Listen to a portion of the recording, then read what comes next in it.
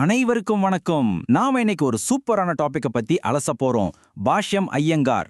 இவரோட புனைப்பெயர் சொன்னாதான் உங்களுக்கு தெரியும். சாண்டிலியன்.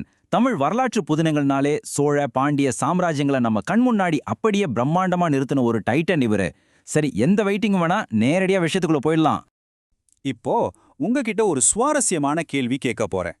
ஒரு எழுத்தாளரை ஒரே நேரத்துல இவர் ஒரு தலைசிறந்த மேதை அப்படின்னு கொண்டாடுறதும், அதே சமயம் இவரோட புத்தகங்களை படிக்கவே முடியலப்பா, ரொம்ப கஷ்டம்னு சொல்றதும் எப்படி சாத்தியம்?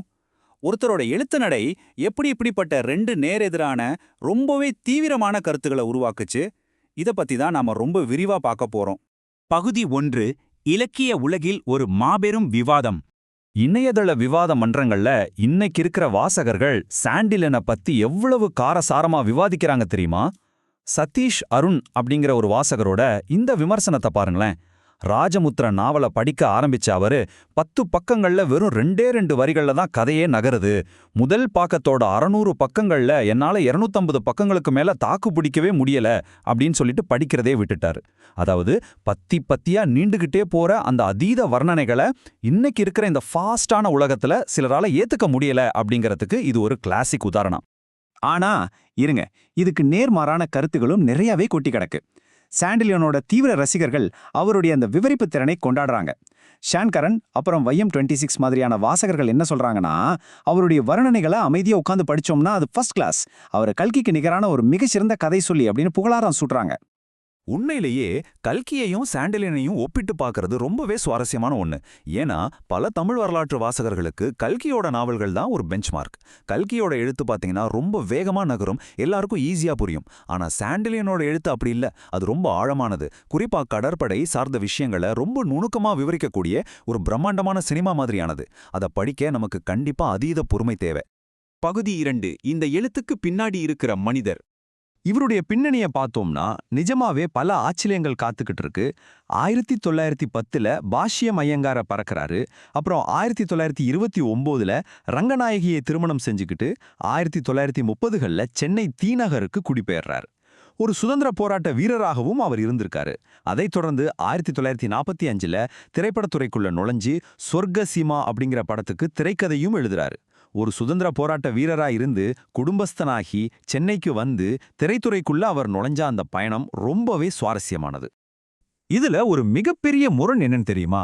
இன்னைக்கு எந்த கல்கியோட வாசகர்கள் சாண்டிலியனை கடுமையா ஒப்பிட்டு விவாதிக்கிறாங்களோ அதே கல்கி கிருஷ்ணமூர்த்தி தான் சாண்டிலியனோட ஆரம்பகால எழுத்துக்களுக்கு மிகப்பெரிய ஊக்கமே கொடுத்தார்.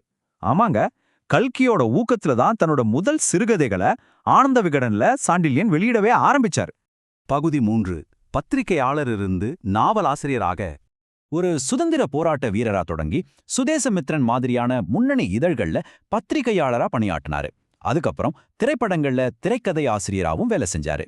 இந்த நெடிய பயணம் தான் அவரை ஒரு முழு நேர நாவலாசிரியரா செதுக்குச்சுன்னு சொல்லலாம். பத்திரிகை துறையில அவர் கத்துக்கிட்ட அந்த துல்லியமான வரலாற்று ஆராய்ச்சியும், திரைப்படத்துறையில காட்சிகளை விவரிக்க கத்துக்கிட்ட அந்த திறனும், இந்த ரெண்டும் ஒன்னா சேர்ந்ததுனால தான் அவருடைய நாவல்களுக்கு அப்படி ஒரு பிரம்மாண்டமான சினிமா எஃபெக்ட் கிடைச்சது. இந்த நெடிய பயணத்தோட உச்சமே அவருடைய அந்த அசுர வளர்ச்சி தான். குமுதம் இதழ்ல அவருடைய வரலாற்று தொடர்கள் வெளிவர ஆரம்பிச்சதும் அந்த இதழோட சர்க்குலேஷன் பல மடங்கு எகிரிடுச்சு. இதோட விளைவு, குமுதம் இதழில் இருந்து மாதாந்திர சம்பளம் வாங்கின வெகு சில தமிழ் எழுத்தாளர்கள்ல சாண்டிலியனும் ஒருத்தரா மாறினாரு. அந்த காலத்துல இது நிஜமாவே ஒரு மிகப்பெரிய சாதனை. பகுதி 4. வர்ணனையின் கலை.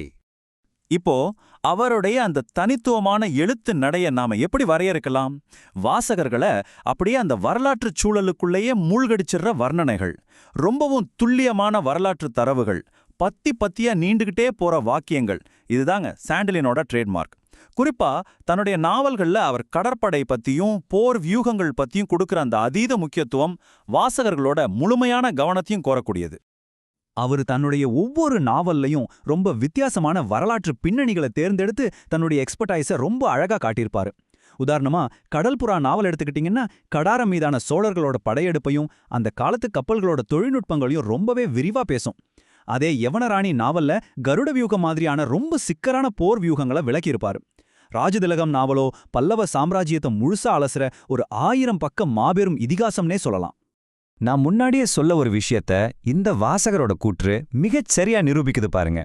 சாண்டிலியனோட நாவல்களை நீங்க ரசிக்கணும்னா உங்களுக்கு 2 விஷயம் கண்டிப்பா தேவை. நிறைய நேரம், அப்புறம் ரொம்ப ரொம்ப அதிகமான பொறுமை.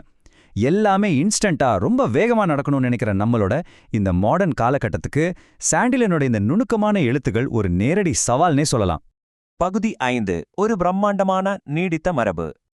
கடல் புறா, யவனராணி, ராஜபேரிகை, ராஜமுத்திரை, கன்னிமாடம், ஜலதீபம், மன்னன் மகள், இப்படி அவர் தன் வாழ்நாள்ல எழுதி குவிச்ச வரலாற்று புதினங்களோட எண்ணிக்கை நம்மள நிஜமாவே மலைக்க வைக்குது. இது அவருடைய பிரம்மாண்டமான படைப்புகளோட பட்டியல்ல ஒரு சின்ன துளி மட்டும்தான். அவருடைய தாக்கம் எந்த அளவுக்கு இருந்துச்சுன்னு புரிஞ்சிக்க ஒரு சின்ன ஃபேக்ட் சொல்றேன். பிரபல அறிஞர் கமில் ஸ்வெலபிள் சாண்டிலியனே தமிழ் எழுத்தாளர்கள்லேயே மிகவும் பிரபலமான 4வது எழுத்தாளர் அப்படின்னு ரேங்க் பண்ணியிருக்காரு. இது இவருடைய மாபெரும் வரலாற்று தாக்கத்தை உறுதிப்படுத்துது. இன்னைக்கு தொழில்நுட்பம் எவ்வளவோ வளர்ந்துட்டாலும் சாண்டிலியனோட எழுத்துகளுக்கு இருக்கிற அந்த கிரேஸ் கொஞ்சம் கூட குறையல.